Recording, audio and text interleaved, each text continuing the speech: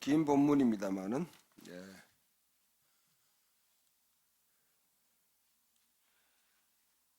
교독합니다. 그 일 후에 하나님이 아브라함을 시험하시려고 그를 부르시되 아브라함아 하시니 그가 이르되 내가 여기 있나이다.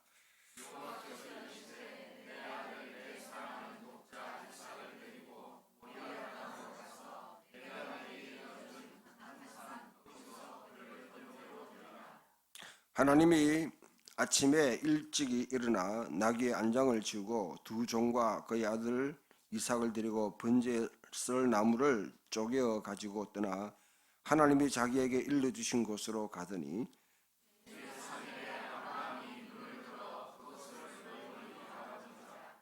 이에 아브라함이 종들에게 이르되 너희는 나귀와 함께 여기서 기다리라. 내가 아이와 함께 저기 가서 예배하고 우리가 너에게로 돌아오리라 하고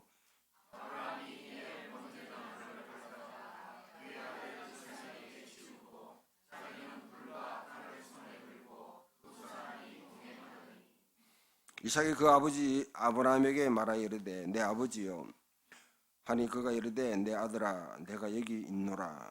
이삭이 이르되 불과 나무는 있거니와 번제할 어린 양은 어디 있나이까.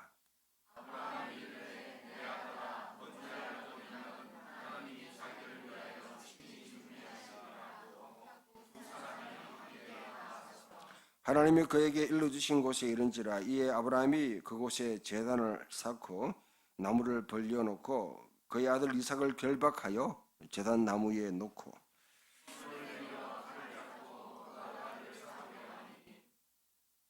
여호와의 사자가 하늘에서부터 그를 불러 이르시되 아브라함아 아브라함아 하시는지라. 아브라함이 이르되 내가 여기 있나이다 하며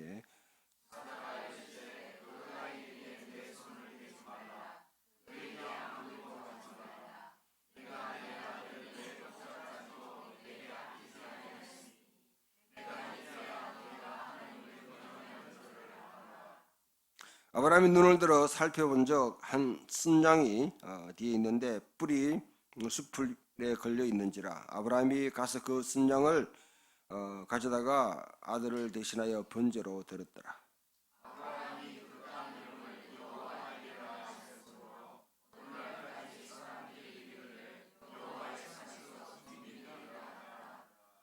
여호와의 사자가 하늘에서부터 두 번째 아브라함을 불러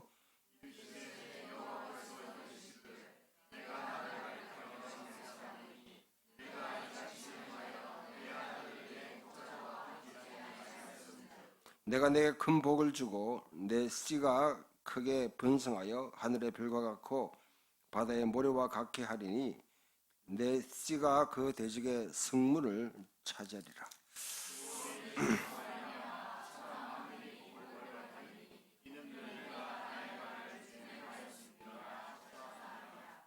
이 아브라함이 그의 종에게로 돌아가서 함께 떠나 브엘세바에 이르러 거기 거주하였더라.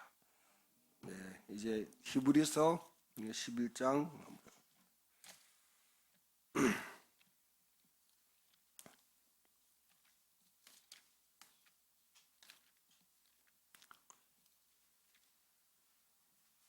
17절에서 20절까지 말씀 함께 통독합니다.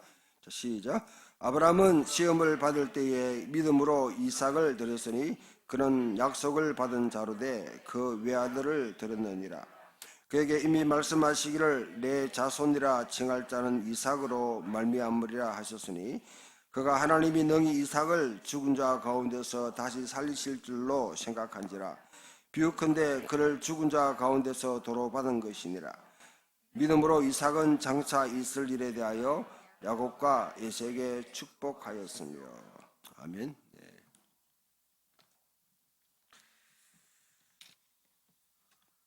교회 강구가 특별한 것은 없습니다. 없고 여름 수련회 일정 나와 있으니까 보시고 여러분들이 함께 또 준비해 주시고요. 다음 주 오후부터는 또 우리 수련회를 준비하는 모임을 좀 하려고 하는데, 이번 수련회는 뭐 우리 수련회는 늘 그렇잖아요. 뭐 특별하게 가서 뭐 프로그램 진행하고 빡시게 하는 시간이 아니라 좀 쉬고 또 즐기고 서로 나누고 하는 그런 시간들인데, 이번에는 특히 일산에 있는 변두리 교회가 이번에 좀 함께 하기로 했습니다. 그래서 어떻게 하면 좋겠나 고민이 생기는데, 이제 한 6월 한 달 동안 좀 전체 프로그램이나 이런 것을 준비하려고 하니까, 여러분들이 혹시 뭘 했으면 좋겠다 하는 아이디어가 있으면, 또 아니면 생각이 있으면 우리 강도사님한테 좀 말씀을 좀 해주시면 좋겠고, 또 박수열 집사님이 전체 본래 담당이죠. 담당입니다. 운영위원 가운데 여름 수련회 담당은 박 집사님인데, 좀 여러 가지 행정이나 아니면 뭐 다른 일정에 대해서 제안이 있으면 말씀해 주시면 좋겠습니다. 자, 오늘 말씀은 이 이삭에 대해서, 이삭의 전체 달을 우리가 다 또 살펴볼 수는 없고요. 이삭에게서 우리가 무엇을 배울 수 있을까? 이것도 범위가 좀 넓은 범위죠. 그럼 이삭의 삶을 사사시 다 뒤져봐야 되는데, 하나님 나라라는 관점에서 우리가 볼 때에 이삭의 삶에서 우리가 무엇을 얻을 수 있을까? 저도 참 이 주제를 쭉 진행하면서 아주 곤욕스럽습니다. 이 시각 속에서 이렇게 쭉 읽어나가는 글들을 제가 만나지를 못해가지고, 혹시 제가 뭐 게을러서 보지 못할 수도 있지만은 이렇게 주제를 읽어나가는 분들이 거의 없는 것 같아요. 혹시 여러분 주변 가운데 있으면 저한테 추천을 좀 해주면 제가 설교 준비하는데 도움이 되겠습니다. 그런데 이리저리 자료를 막 하는데 아주 무거운 신학적 주제들이 다 아주 크게 있는데 다 다룰 수는 없고요. 자, 이삭 하게 되면 이삭이 도대체 하나님 나라를 위해서 기여한 게 뭔가? 이삭이라는 이름은 이자크라는, 거기서 영어에 이제 아이작이라는 말이 나오죠. 그래서 아작아작거리는 사람, 웃는 사람, 네가 웃을 것이다. 네가 아주 그냥 이렇게 스마일이 아니고요, 랩, 왜 좀 소리 내가지고 그래 웃는다. 여러분, 웃는다 생각하게 되면 그 사람의 삶 자체가 하여튼 뭐 좀 굉장히 신나고 뭐 축제가 쫙 벌어지고, 그다음에 풍부하고 난관이 거의 없이 늘 뭐 저녁에 만찬을 하거나, 아니면 주말에는 글램핑을 하든지 캠핑을 하든지, 하여튼 뭐 이와 같이 좀 룰루랄라 하는 그런 삶을 살아야 되는데, 이삭의 삶을 가만히 보면 굉장히 좀 고요해요.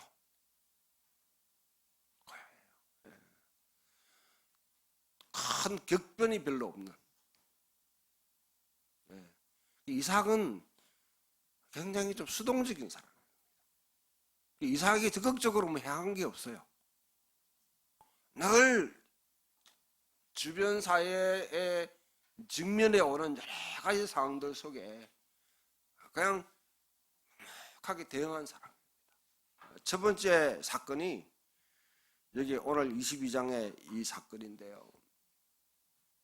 참 아버지가 자식을 하나님께 재단에 하나님 드리라고 해서 드리러 갔다. 주변에 혹시 자녀들 있거든 한번 쳐다보십시오. 김도진 집사님 따님 보세요. 예. 드리라 하면 드리겠습니까?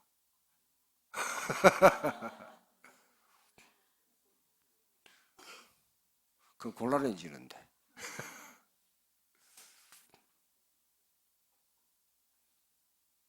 박 집사님, 사랑하는 모세가 이삭이고 박 집사님이 아브라함. 어떻게 예?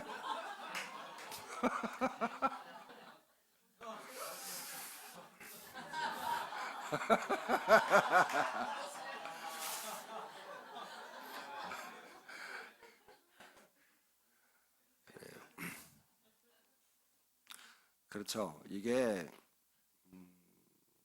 성경을 여러분 우리는 제가 어려부터 주일학교 쭉 다니면서 여기 아브라함의 믿음에 대해서 아브라함이 자기 자식을 들었다.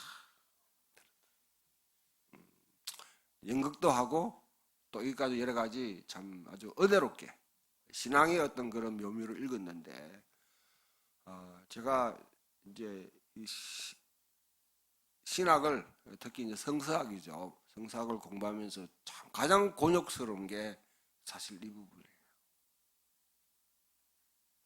어떻게 하나님이 어떻게 자식을 드리라고 하는가? 이 하나님을 우리 신뢰할 수 있는가? 주변에 여러분 건동 사이에 자녀를 사실은 뭐냐면 그 인신공양이라고 하죠. 인신공양. 그런 게 있었어요. 특히 모압 같은 게 금호서신 같은 거는 자녀를 불 가운데 지나가게 만들고 통과하면 얘는 아주 흰적인 아들이고 죽으면 상사시내고 우리도 보면 그렇잖아요. 보면 누굽니까? 심청. 심청이 아버지의 눈을 뜨게 하기 위해서 결국 자녀를 인신공략하는 이런 풍습은 세계 어디나 다 있습니다. 아주 극단적인 행동을 하면 신이 감동을 받아서 응답하신다. 문제를 돌파해 나간다. 이거는 어느 사회든지 이러한 어떤 그런 종교적인 심정이 다 있는 거죠. 그러니까 하나님이 그런 분과 똑같은 분인가? 이거는 신적인 폭력입니다. 하나님이 일상적으로 살아가는 사람의 삶에 개입해가지고 어떻게 이런 폭력을 가할 수 있는가? 이 하나님을 우리가 신뢰할 수 있는 믿어도 되는 하나님입니까? 이런 이제 주제가 등장하죠. 되게 상당히 다루기 까탈스러운 그런 주제이기 때문에 교회에서는 거의 이 문제는 다루지 않습니다. 그리고 좀 의대로운 신학을 추구하는 사람들은 이런 쪽으로는 보지 않으려고 하는 거죠. 유대인들의 제가 어제 이제 쭉 자료를 정리하는데 보니까 엄청난 자료들이 유대인들 랍비 문학에서 이 문제를 갖고 쭉 다루고 있어요. 현대 신학에서도 특히 이런 폭력에 관한 문제를 이야기할 때 하나님의 폭력 이런 이야기 들어본 적이 없죠. 하나님의 폭력성. 그러면 하나님 죄인에 대해서 분노한다. 뭐 그런 문제는 아마 여러분 뭐 들어봤겠지만은 어떻게 하나님의 형상으로 지원받은 인류에 특히 선한 사람에 대해서 하나님의 폭력을 행사할 수 있는가? 이런 질문도 드는 거죠. 자, 그다음 두 번째로 넘어가게 되면 여기 조금 더 부연 설명드리면요. 사실 이 문제 때문에 여러분들 파급 효과가 엄청납니다. 아까 우리 모세가 가가버렸잖아. 아버지 때나 있나 옆에 엄마한테 안겼는데 사실 아브라함과 이삭과의 대화가 거의 없어요. 성경에 보면. 그 유대 문헌에는 랍비들은 뭐냐면 이삭의 나이가 이때가 37이라고. 37살 된 아이가 충분히 저항할 수 있는 거잖아요. 그리고 그 아이를 갖다 여러분 결박을 했을 때 드린다고 그러면 뭐 아이들 어떻게 뭐 순종을 했다, 올렸다. 그러나 그 트라우마라는 게 그걸 어떻게 치유해요? 아버지가 나를 죽이려고 했다. 이거는 참 평생의 이삭의 삶에는 깊은 상처로 남아있는 겁니다. 그것이 치유된다는 말이 없어요. 간단하게 여러분 그냥 그건 믿음으로 아버지가 믿음으로 했다. 나도 오케이. 설마 너 죽이려고 했겠나. 이런 생각으로 넘기지만 그렇게 쉽게 생각하지 마세요. 일상적인 삶에서는 그런 거 없습니다. 직접 여러분 관망자 입장이나 아니면 그냥 여러분 이야기로 내와 관계없는 이야기를 들을 때는 그렇게 이야기할 수 있어요. 실제로 여러분 내가 자식과의 관계 속에서 일어난다고 그러면 내가 당사자라고 그러면 직접 그 일을 행하는 사람에 대한 엄청난 불신과 분노가 일어나겠죠. 그래서 그 충격으로 그 이제 랍비 문헌입니다. 이거 이제 중간에 이제 이런 이야기를 갖다가 몇 권에 넣으려고 할 때 이삭의 눈물을 쭉 흘리고 있는데 위에 천사가 아브라함아 아브라함아 부르던 천사가 그 이삭을 보고 너무 참 마음이 힘들어 눈물을 툭 흘리고 그 눈물이 이삭의 눈에 뚝 떨어져 가지고 그 때문에 이삭의 눈이 어두워졌다. 대부분 이삭이 눈이 어두워지잖아요. 그렇게 설명을 합니다. 또 한편으로 뭐냐면 이 사건 바로 이후에 누가 죽어요? 사레가 죽습니다. 이 이야기를 들었던 사라가 엄청나게 분노했다는 거죠. 그리고 그 충격에서 헤어나지 못해서 죽었다. 성경에는 없는 말입니다. 그런데 랍비 문헌에서 그렇게 이해를 해나가는 거죠. 왜 이렇게 갑자기 사례가 일찍 죽었을까? 이 말은 그 정도로 뭐냐면 이 사건은 쉽게 넘길 사건이 아니라 엄청난 여러분 관계자한테는 직접 이 사건에 연루된 사람들에게는 엄청난 파장을 일으키고 사실 트라우마를 가지고 오게 하는 깊은 그 감정의 그래서 뒤에 보면 이삭과 아브라함 사이의 대화가 거의 없어요. 그리고 이삭이 자녀들에 대해서는 거의 방관합니다. 방관해요. 자, 이런 사건이 있었고요. 그 다음에 넘어가면 리브가를 아내로 맞이하는 사건이 24장에 나오는데 긴 시간을 두고 아브라함의 이야기니까 아주 성경에서 가장 긴 장일지 몰라요. 한 장이. 근데 여기 이삭은 지 아내를 맞이하는 상황인데요. 전혀 역할이 없어요. 그냥 기도만 하고 있는 거예요. 리브가가 올 때 저녁에 해질 때 광야에 그냥 있었더라. 홀로 있었더라. 기도하는 사건으로 보고 유대인들이 여기서 이삭을 본받아 가지고 저녁 해질 때 기도하는 저녁 기도가 그때부터 생깁니다. 유대인들 사이에서 여러분 해가 지고 나는데 밤에 모여가지고 주야 주야 하면 혼나요. 그렇게 하나님도 쉬는데 그렇게 하면 안 돼요. 기도는 해 뜰 때와 해질 때 하는 거예요. 집하지 뭐. 개인 기도는 충분히 밤새워 할 수 있습니다. 개인 기도는 뭉쳐가지고 기도한 거는 본래 그게 하나님의 법도에 맞는 게 아닙니다. 본래. 왜? 밤은 쉬라고 하는 거예요.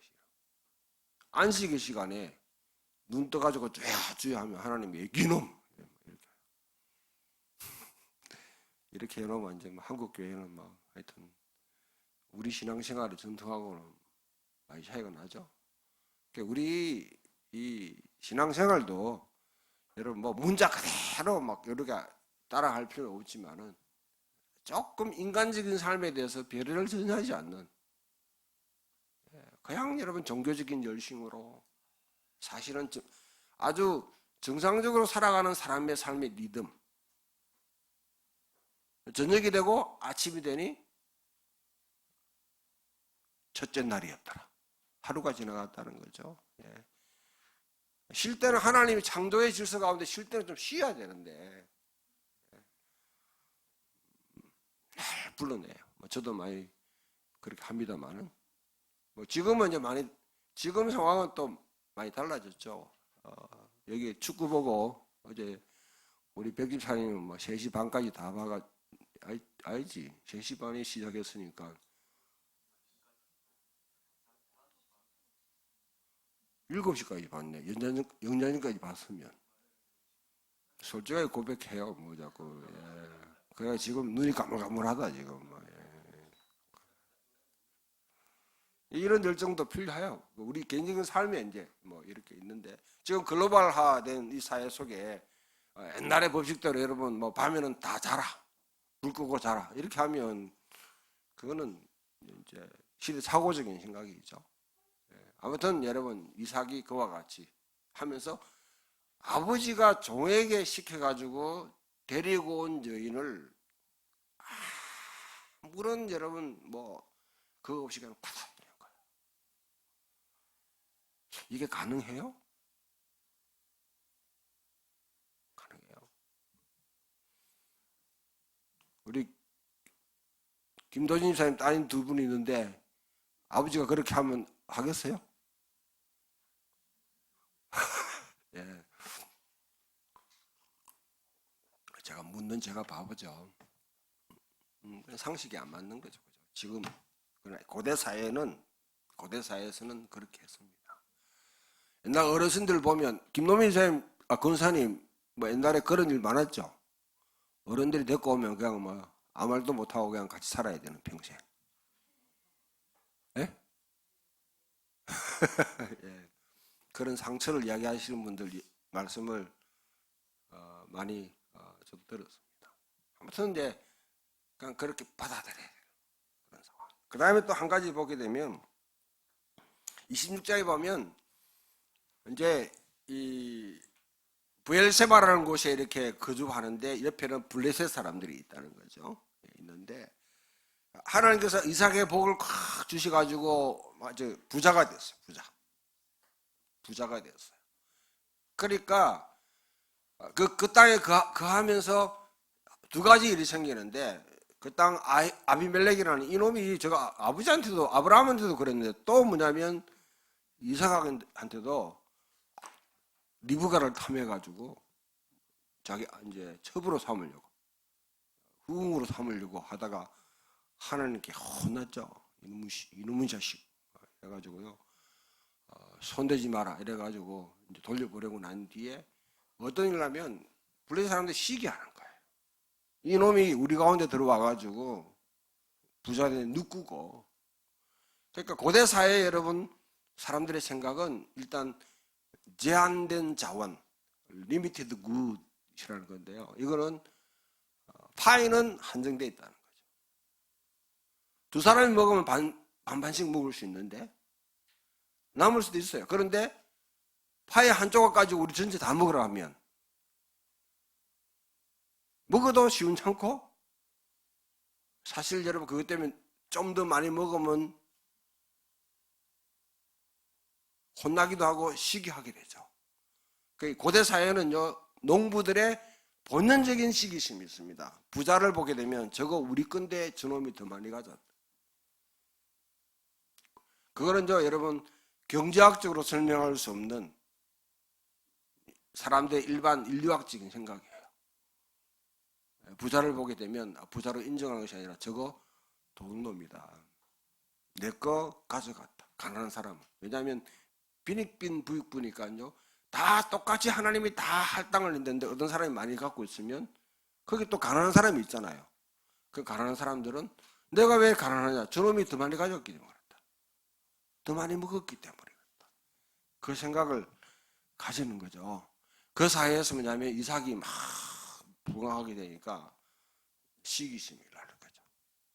그래서 이삭이 우물을 갖다가 이제 먹고 살기 위해서는 또 가축을 먹기 위해서는 우물을 파잖아요. 팔면 이거 내 거야. 우리 건데 왜 네가 했어? 이래가지고 빼앗아 버려요. 첫 번째 여러분 그 우물을 에색이라서 다툼이라 그렇게 합니다. 다투었다. 두 번째로는 뭐냐면 두 번째 또 우물을 막 팠는데 또 와가지고 빼앗아 버려요. 그것을 갖다 이래 대적했다. 이제는 적개심이 막 일어나는 거라서. 이삭이 거기에 막 대들지 않고요. 또 비켜가 또 우물을 또 팠어요. 그러니까 이 사람들이 우물 또 몇 가봐야 또 팔 거 아니냐, 또 팔 거 아니냐. 네? 파는 주놈도 힘들지만은 그걸 빼앗아가지고 메꾸는 나도 힘들다. 그래 포기해버렸어. 그래서 세 번째 우물은 너봇 해가지고 이것은 장소가 넓다. 장소가 넓다. 그래서 그 가운데 이제 이걸 보게 되면 좀 여러분들 어때요? 뭐 사업하거나 아니면 이렇게 하는데 생활하는데 내가 열심히 하고 있는데 누가 이 내 거야 하면 그냥 주고 또 다른 거 하고 뺏으면 또 가고 이렇게 하라면 이렇게 살면 되겠어요? 회순자매? 그래 살겠어? 이거는 완전 바보죠, 바보죠. 예. 제가 학교 다니면서 중고등학교 때 이제 이런 광경을 봤어요. 제가 어릴 때 자랄 때 우리 동네에서 일어난 것 같아요. 용돈 생기고 이러면 좀 힘있는 사람이 얘만 계속 괴롭혀가지고 용돈 다 빼. 뭐 사라 가져와라 해가지고 계속 가져. 얘는 그냥 갖다 줘. 학교에서 그때는 여러분 이렇게 이제 그 왜 식빵을 갖다 이렇게 이제 돈을 내면 식빵을 갖다 나눠줬거든요.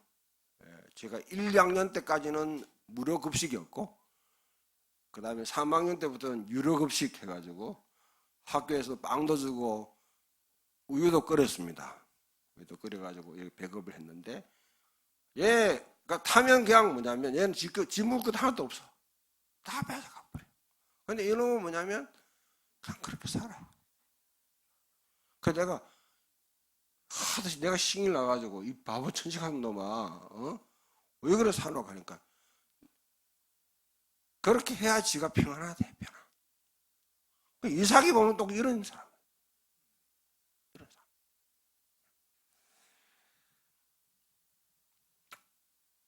마지막으로 여러분 자식과의 문제도 마찬가지입니다.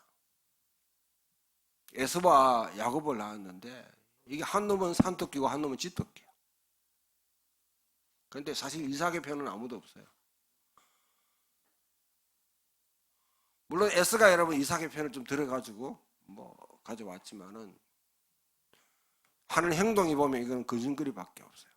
돈은 잘 버리는데 이거는 부모가 보기니까 생활 방식이 힘들어 보면 그렇게 하지 마라. 안 했으면 좋겠는데 그렇게 생각하는 거죠. 그런데 야곱은 뭐냐면 저것만 치맛자락만 부두고 다니는 거예요. 치맛자락만 그래서 여러분 요리사다. 팥죽으로 장자의 명분을 갖다가 빼앗은 아주 기가 막힌 사람입니다. 여러분 적어도 이 세상에 출세하려면 야곱을 근데 이삭처럼 살면 여러분 성공 못해요. 야곱처럼 살아야 돼요. 어떤 사람 보면 성경에 있는 걸 그대로 성경에 나타난 인물 그대로 살려고 하는 사람인데 제발 그러지 마세요. 그 사람들은 하나의 그냥 본보기입니다. 하나의 그냥 example, 모델이 아니에요. 삶의 모델이 아니라 하나님의 백성이 어떻게 살아야 될지 보여주는 하나의 본보기 되지. 실패한 example, 본보기도 있어요. 그러나 하나님 기뻐하는 본보기도 있어요. 그러나 완벽한 본보기는 하나도 없습니다. 성경에 여러분 그 어느 인물 치고 완벽한 사람은 없습니다. 아브라함도 모세도 다윗도 다 실패한 인생이잖아요. 어떤 면에 보면 사탄이 얼마나 직접 그럴 수 있는 그런 여지가 있는 사람들이에요. 기껏해 여러분 전혀 뭐냐면 흠이 없는 사람들, 에녹 뭐 짧게 해가지고 올라갔더라 끝이야. 예. 우리 보고 올라가라는 말이에요. 뭐란 말이에요? 없잖아요. 예. 그 외에 뭐 여러분 그냥 조금 애쓰라 뭐 이런 사람들은 예, 아주 그냥 신비에 사 있는 예, 비밀 속에 여러분 포장되어 있는 사람. 예, 그런 사람들 해쳐봐야 나올 거 하나도 없습니다. 그런 사람들 따르라는 말 안 해요. 실질적으로 삶에 여러분 살았다가 부딪히고 실패하고 그렇게 살았던 삶을 구체적으로 보여주는 것은 우리와 공감대를 일으키기 위한, 성경을 읽는 우리와 독자와 얼마든지 공감대를 일으킬 수 있고 사실은 그 사람들 삶에서 무엇을 배우라는 것이지, 에녹에서 배우라 이런 말을 하는 거 아니에요. 에녹에서 우리에게 준 예언만 받으면 되는 거지. 아브라함의 삶을 이렇게 길게 하고 야곱의 삶, 그 다음에 이삭의 삶을 이렇게 길게 우리에게 한 사람의 삶이 뭐 그래 중요하냐. 근데 실질적으로 이 땅에 살았던 우리 삶을 살았던 사람들이니까 그 사람들의 삶을 보게 되면 뭔가 우리 얻을 수 있다. 그러면요, 단 한 가지의 모델 이것만이 정답이냐? 아니에요. 아브라함과 이삭과 야곱 다 나름대로 색깔이 다 다릅니다. 아브라함은 굉장히 좀 진취적인 사람이죠. 결단력이 굉장히 단호한 사람입니다. 끊고 출발할 수 있는 사람이에요. 그리고 프론티어, 예, 광야로 나가서 거기서 개척해 나갈 수 있는 개척자적인 삶이 있습니다. 그렇기 때문에 부닥치고 때로는 이렇게 하면서 자기 하나의 틀을 갖다가 만드는 사람, 자기 시대에 뭔가 여러분 집을 짓는 사람이 아니라 틀을 짓는 그런 사람도 필요합니다. 하나님의 언약의 말씀을 부여잡고 신실하게 반응하며 심지어 자기 자식을 들을 수 있는 사람. 되게 여러분 우리 지금 어른들은 그렇게 하면 잘 하지 못하지만 우리가 특히 가난한 시대를 지내오고 특히 여러분 일제나 아니면 또 남북 분단 체제 가운데 여러 가지 어려움을 많이 겪었던 그 시대를 지나오면서 산업화 시대를 여러분 이렇게 쭉 지나오는 가운데 우리 부모들은 충분히 그렇게 했어요. 집에 자녀가 5명이면 맛보고는 맛이 여러분 공부를 잘해요. 해도 니는 대학 가지 마라. 니는 대학 가지 말고 니 자녀들, 니 동생들 뒷바라지 해라. 그래가지고 여러분 이게 한이 맺혀가지고 60대 가지고 또 중학교, 고등학교 금종을 쳐가지고 아니 학교 가가지고 공부하시는 분도 있잖아요. 우리 어른들 가운데는 그런 분들이 있었어요. 가족을 위해서 자기 삶을 희생하는. 그것을 여러분 어리석다고 말할 수 없죠. 그렇게 해서라도 뭐냐면 가족이 살아야 되니까. 우리나라니까 이제 우리나라가 여러분 지금 쭉 근데 옛날 중동에 가가지고 막 가가지고 했잖아요. 그 다음에 베트남 전쟁 참여했죠. 지금 하라고 그러면 하겠어요? 난리 납니다 지금은요. 오늘 대통령이 여러분 청년들 중동 가라 했다가 얼마나 욕 들어먹었어요. 지나가지. 이러면 정치인들이 아주 밑바닥에 사는 사람들, 청년들의 삶을 전혀 여러분 이해하지 못하는 인간들이 나라를 갖다 이해한다는 말로 뭐 청년들 밖에 나가라, 뭐 중동에 나가라, 아니면 아시아, 뭐 동남아시아 기회에 따라 나가라 이런 인간들은 아주 그냥 밧줄로 맺어가지고 지를 보내버려야 돼. 그런 인간들. 예. 지금은 그렇게 하지만 우리가 60년, 70년에도 이런 말이 통했다니까.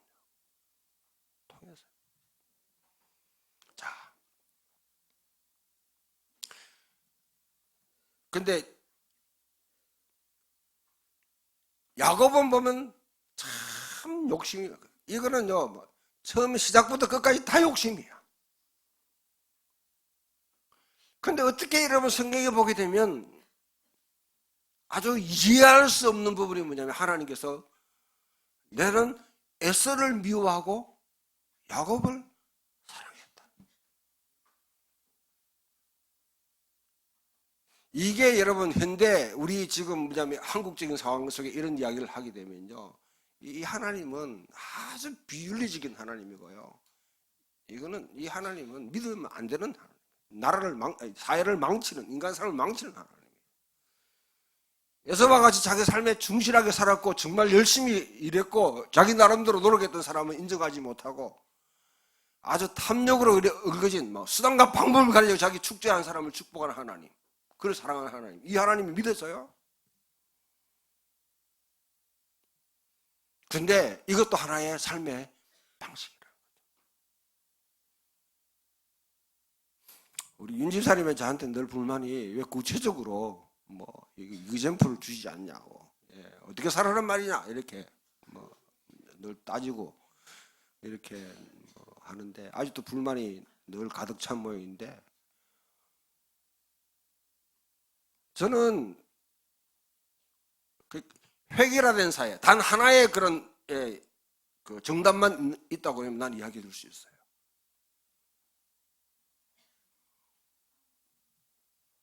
제가 어릴 때부터 교육 받아오면서 뭐냐면, 자기들은 항상 교회에서는 답을 주는, 그래서 교회 가면 답을 얻는 시간이다, 설교에서 답을 얻는 시간이다, 그걸 쭉 적어받고 그대로 살려고 했어요.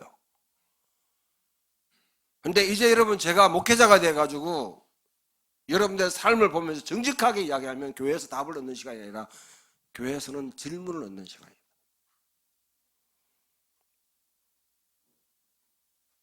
질문을 얻는 시간이에요. 저는 한국교회가 쭉 지나오는 과정 속에 제가 저도 그 파 속에서 여러분 자라났지만은, 제가 하나의 얻는 거는요, 마치 교회가 뭔가 모든 답을 다 해줄 수 있는 것처럼 그런 척을 했는 거죠. 자기 사랑하는 사람이 스스로 문제를 해결하려고 그 가운데 답을 얻고, 그 가운데 유레카, I found it, 내가 이것을 발견했다고, 그걸 갖다가 여러분 집에서 하면 이거는 잘못된 거야. 교회에서 목사님이 이거다 하면 그걸 갖다 받아 적어가지고 시행하는 게, 이게 뭐냐면 정상적인 신앙생활이라고 가르쳐줬는 거예요. 전형적인 여러분 꼰대 사회의 교육 방식입니다. 백집사님, 꼰대하고 스승은 다르죠? 선생님은 다르죠? 이거 답이니까 이거 해. 내가 젊었을 때는, 내가 어릴 때 이렇게 했는데 너 이렇게 해라. 이거는요, 사실은 여러분 기성세대의 폭력이에요. 나는 내 나름대로 살아왔는데 너는 네 나름대로 또 한번 최선을 다해 살아봐라. 하늘은 스스로 문제를 돕는다. 네 스스로 문제를 좀 해결하려고 이리저리 해라. 나는 내 삶은 하나의 내 방식이겠지만 네 삶도 인정받을 수 있고, 네가 그러지. 신앙생활도 마찬가지입니다.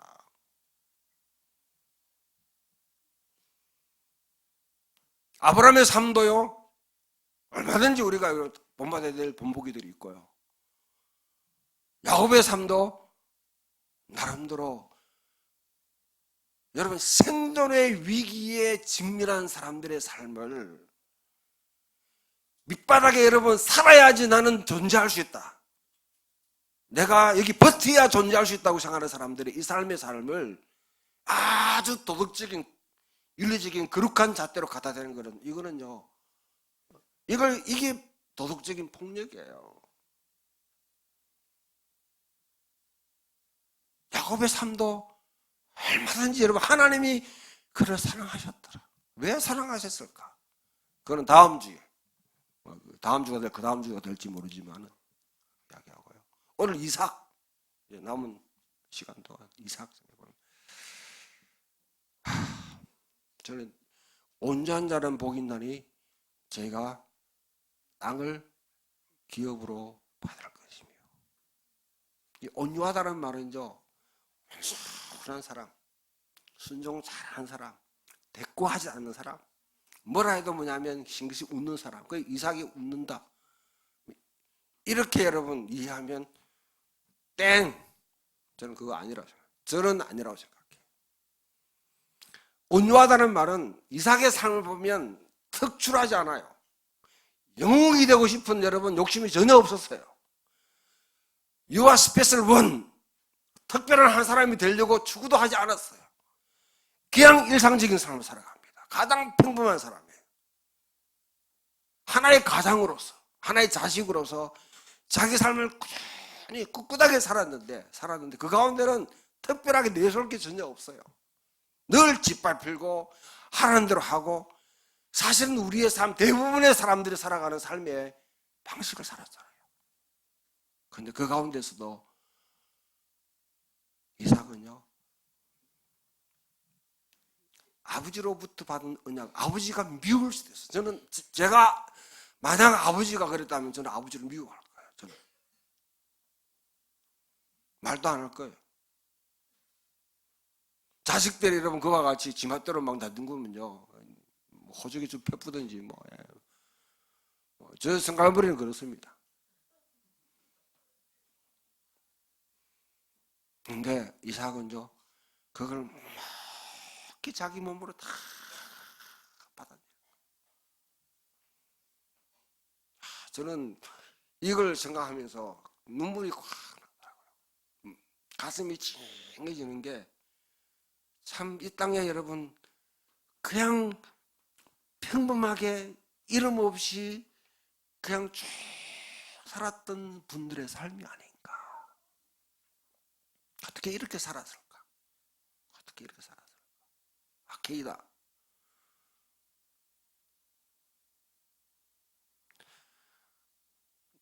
불만 있으면 표출하고 부딪히고 막 이렇게 하면 여러분 뭐 할 수도 있고, 그게 야곱의 삶이잖아요. 야곱의 삶이잖아요. 나한테 뭐냐면 조금이라도 뭐냐면 해가 된다 싶으면 앞에 나가는 형의 발목에 잡아가지고 내가 2등은 해도 그냥 2등이 아니고 가까스로 2등했다, 이 말은 듣고 싶은 사람. 우리 속에 그런 기질이 있잖아요, 때로는. 그죠? 야곱은 그런 삶이었는데 이삭은 그런 게 전혀 없어요. 너무 수동적입니다. 너무 온유해요. 짓밟힌 사람이에요. 온유하다는 말은 짓밟힌 사람입니다. 성경에 여러분, 예수님이 온유한 자는 복이 있나니 제가 땅을 기업으로 받을 것이요, 번역 잘못된 겁니다. 이 땅에 세금을 때린 미기고, 그 다음에 여러분 여러 가지 세금 때문에 빚을 내고, 그 다음에 땅을 빼앗기고, 그러면서 여러분 막노동해하는 삶을 살아야 됐던, 아니면 소작하는 삶을 살았던 삶, 이 땅의 사회적 경제적 체제 때문에 짓밟힌 그 사람은 복이 있는데 하나님이 너한테 땅을 줄 것이다. 고대사회 예수님 당시에는 땅이 가장 중요한 유산이에요. 유업이에요.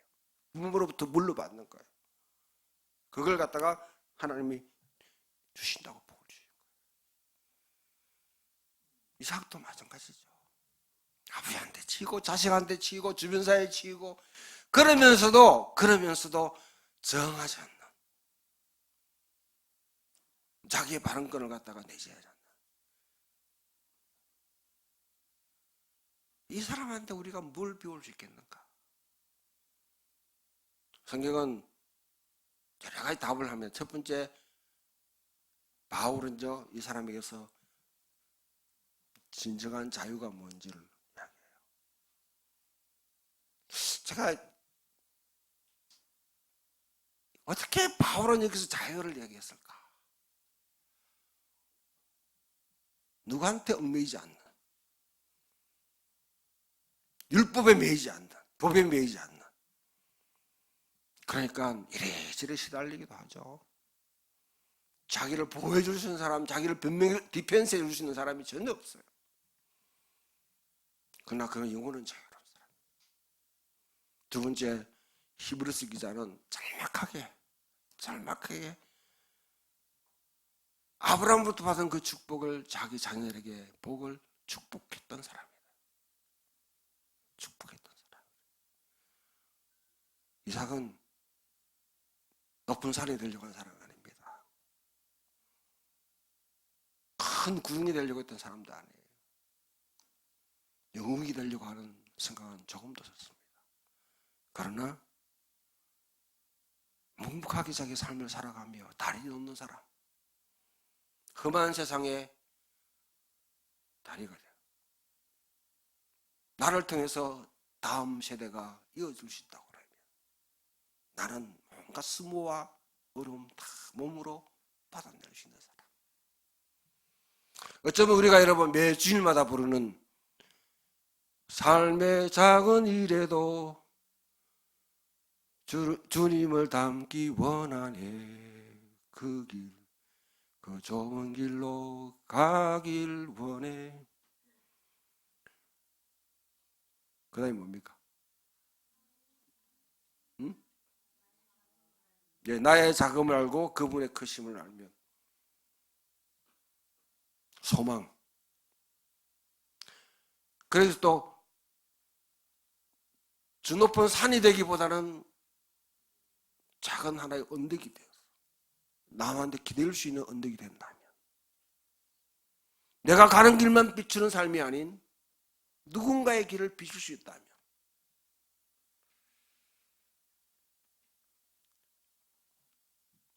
유대문학은 여기서요, 이 아케이다라는 이 말 속에 자기 정체성을 발견합니다. 유대인들은요. 이게 여러분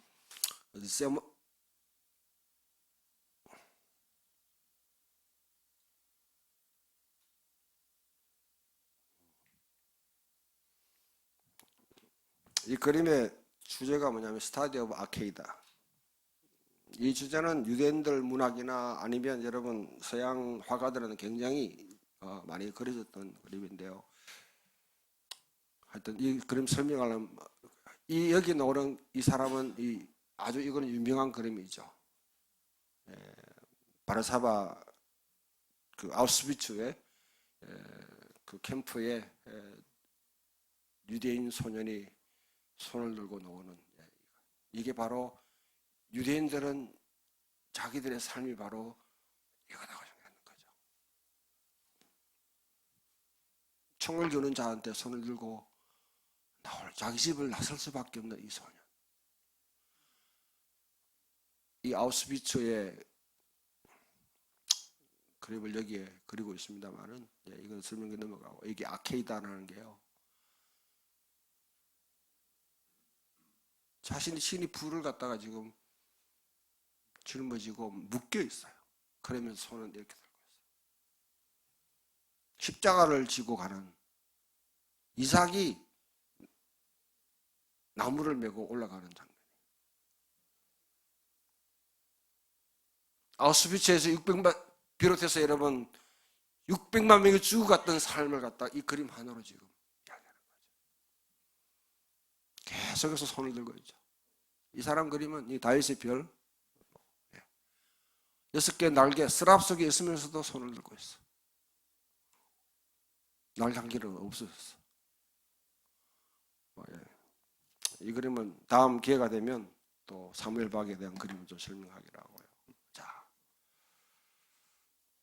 신약은, 성경은 이삭을 예수님의 십자가의 모델로 삼습니다.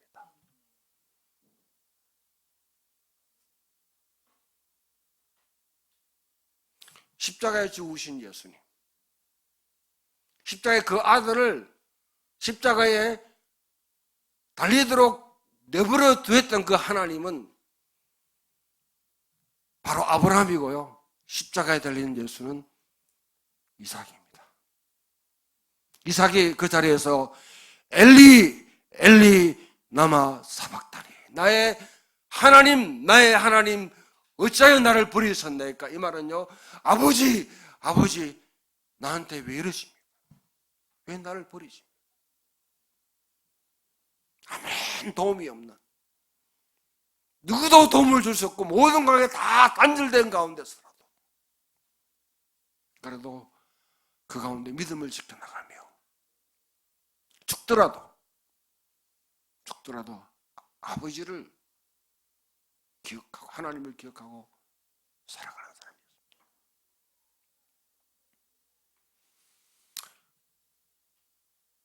하나님 나라에 대한 이야기를 하면서 여러분들이 구체적으로 어떻게 적응해야 될지 고민하는 분들이 있겠습니다만 그래도 제가 하고 싶은 말은 여러분들이 스스로 질문을 던지고 답을 해쳐나가십시오.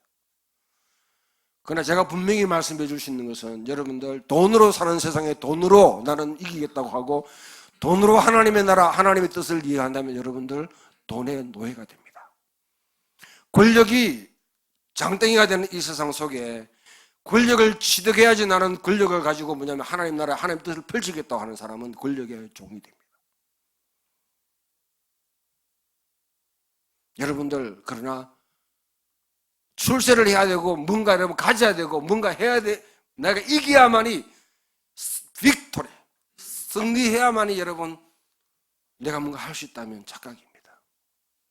어제 여러분 오늘 새벽에 수많은 열정 한국이 4강에 올라갔어요.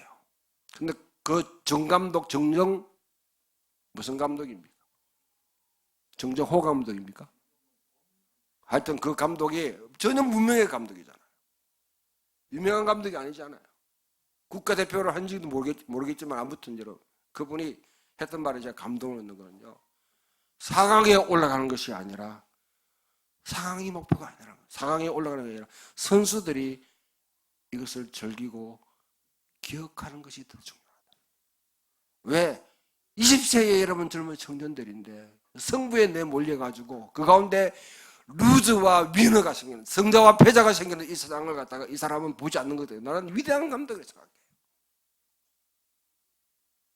하나님은 여러분들이 이 땅에서 성자와 패자 갈려지는 그 세상 속에서 여러분 살기를 원치 않습니다. 그러면 어떻게 되냐? 게임 체인저가 되십시오.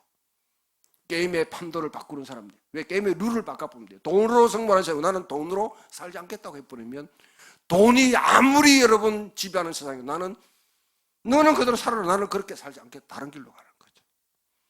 권력이, 성공이, 때로는 여러분 탁월함이, 영웅적인 삶이 뭐냐면 이 땅에 인정받는 삶이라면 난 그 삶을 살지 않겠다고 하면 게임 체인저가 세상을 살아가는 여러분 게임의 룰 자체를 바꿔버리면 사탄이 여러분 경제와 정치와 교육과 언론과 모든 곳에 장악하면서 자기 영향력을 발휘하는 세상이 전혀 솔수물책으로 당할 수밖에 없는 삶이 바로 그겁니다. 그렇다고 해서 현실 속에서 지금도 여러분 내 삶을 여러분 신실하게 아니면 아주 끈질기게 몸부림치 살아가고 있는 여러분의 삶을 응원합니다. 그 삶도 어쩌면 야곱처럼 의미 있는지 모릅니다. 그러나 이삭은 우리에게 보여주는 것은 너 게임 체인저가 아니라 짓밟는다고? 짓밟으면 돼. 상관없으니까. 오른밤 둘러대면 왼밤 둘러. 한 벌 달락하면 두 벌 줘라. 오리 가면 심리 가면 돼. 이 세상이 내게 구속하고 결박하고 늘 갖다가 짓누르는 이 원칙에 얽매이지 말고 초월해버려.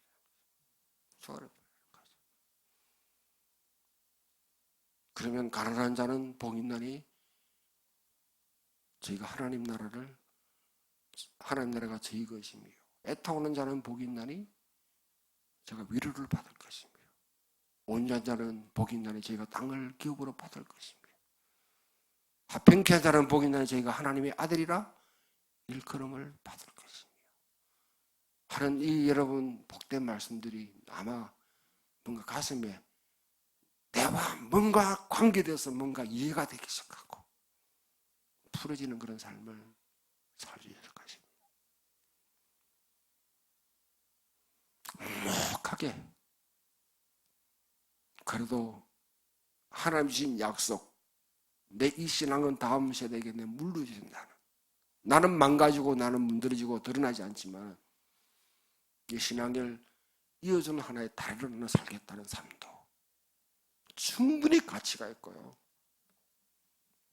창세기에 많은 분량으로 기록될 만한 자격이 있는 사람입니다. 이러한 삶을 살아가시는 여러분들 응원합니다. 축복합니다. 사랑합니다. 자, 우리 찬양합시다. 예, 우리 소원 찬양 다시 한번 더 불러보죠. 예, 소원 찬양.